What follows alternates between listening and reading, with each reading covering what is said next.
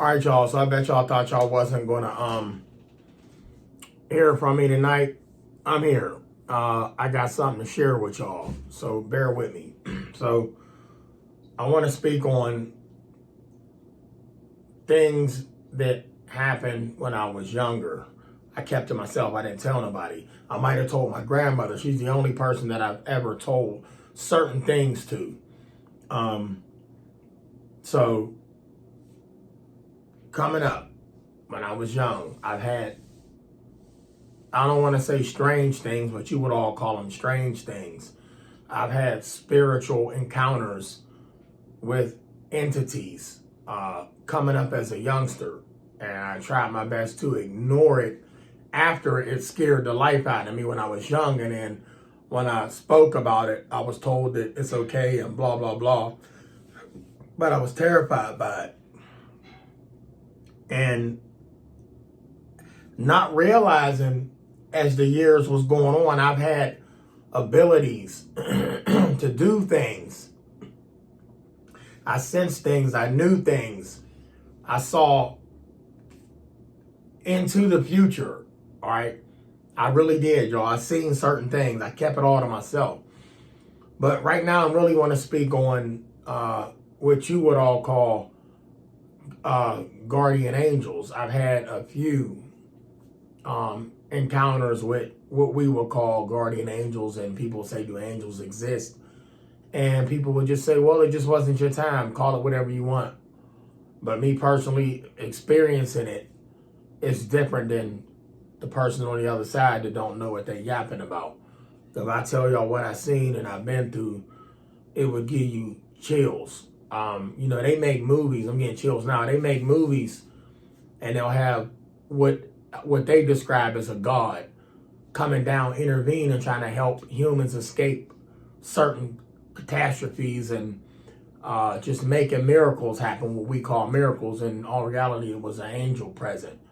And I know they paint the picture of an angel being white wings and everything all bright white. No, that's cap. That's cap. Don't mistake it for 1 second that you think that just because you seen something black, you seen a silhouette of something, and it was evil. You saw the darkness, that was evil. No, that's negative. Don't believe that. It's not evil. We was born in the dark. We was born in the womb. The womb is dark. There's no light in there. But we were born in the dark. Why are we afraid of the dark? Who taught us to run from the dark?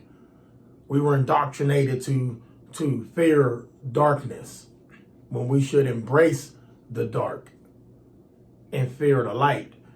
When you out and about, you see it's light out, it's bright. You see all kinds of crazy things.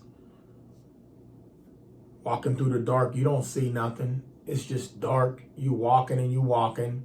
Out of sight, out of mind.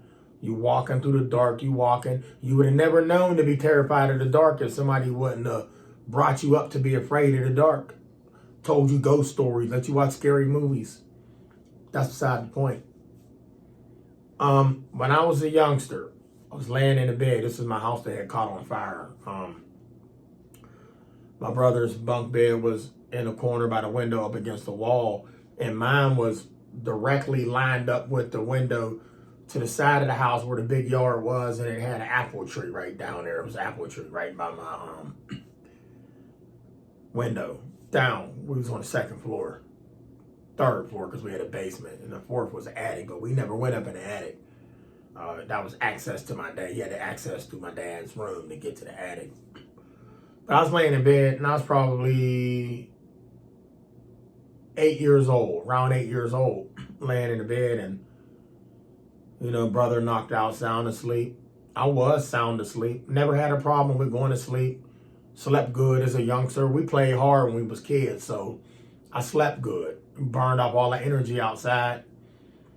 We never ate late and then laid down with food in our bellies. We would always play outside, eat, then go back outside to play, burn all that food off, come on in, if anything, you had something to drink, and then you went to bed. So I'm laying in this bed, and I never paid attention to the time back then because I was a buck, buckaroo. Laying in the bed and I woke up. I really wish I knew, or I was worried about, or I was focused on time. And we was probably learning time in school back then with the hand clock. So we was learning time. So I probably wasn't even thinking about the time, but I knew it was late if it was dark outside and the sun was up. It's day. We got a lot of time. But once it gets dark, then it's like, okay, it's time to wind down soon.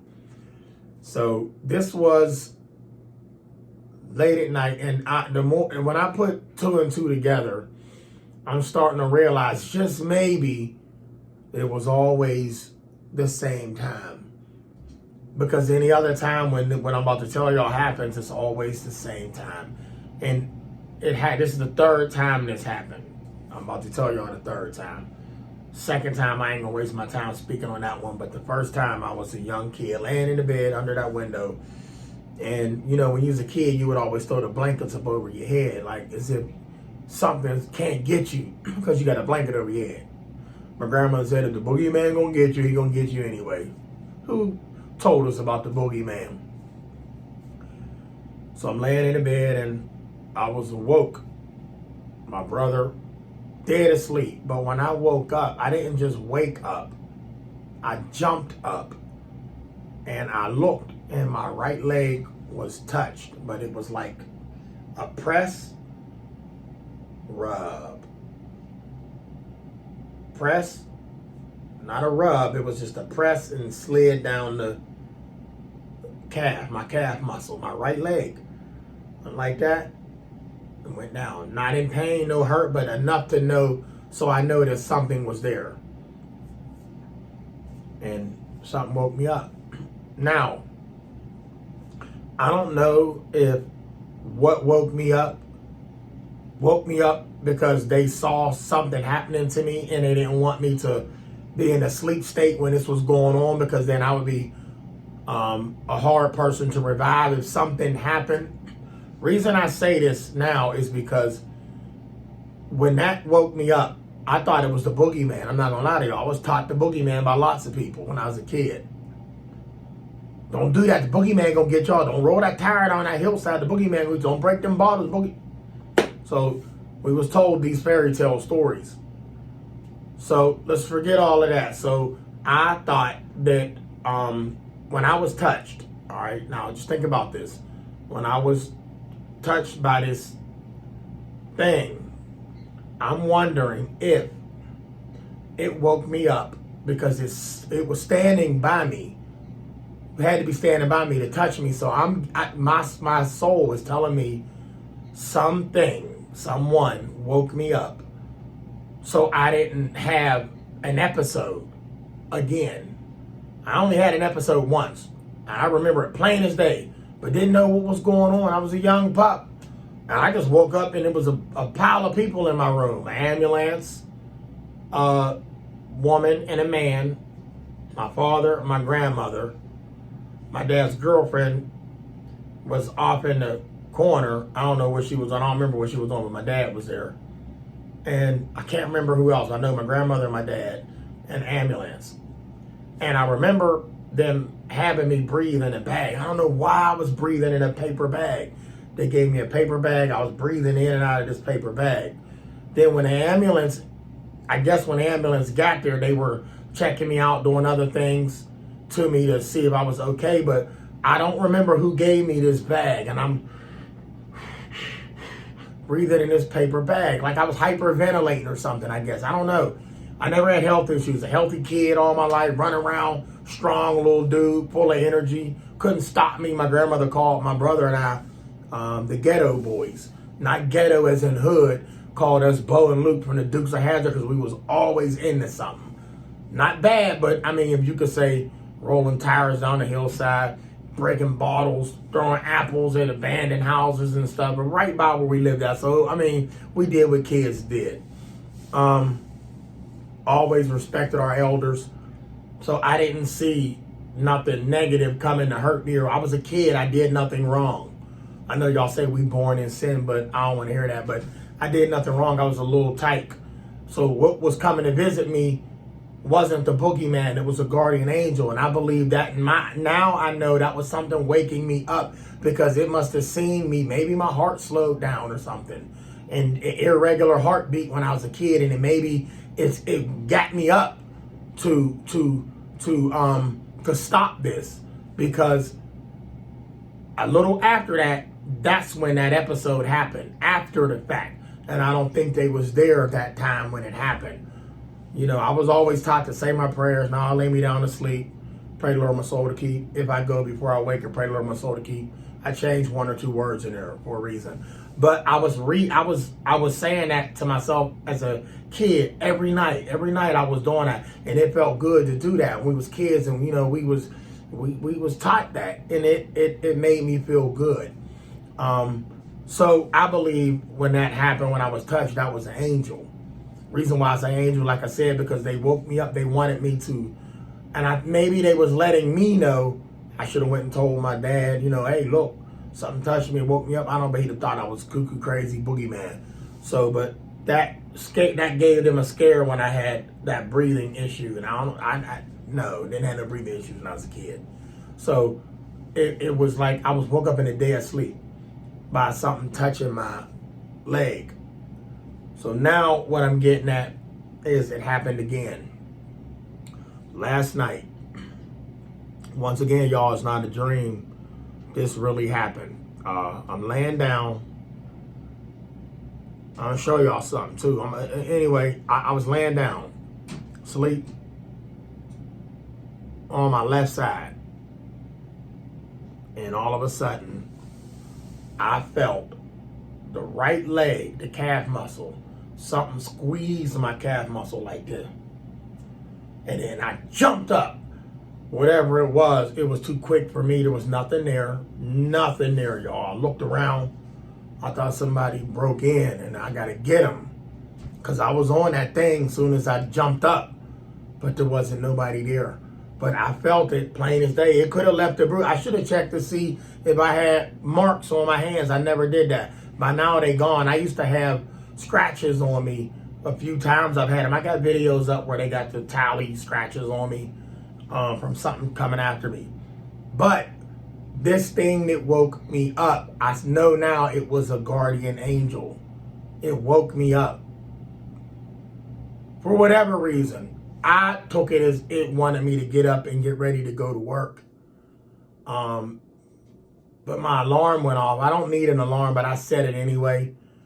And this thing woke me up way before my alarm was going off. The time, I looked at the time, and it was 3:14. It was 3:14, y'all. I got that tattooed on my arm, 314. That stands for something. That's a date. March 14th. That's an important date.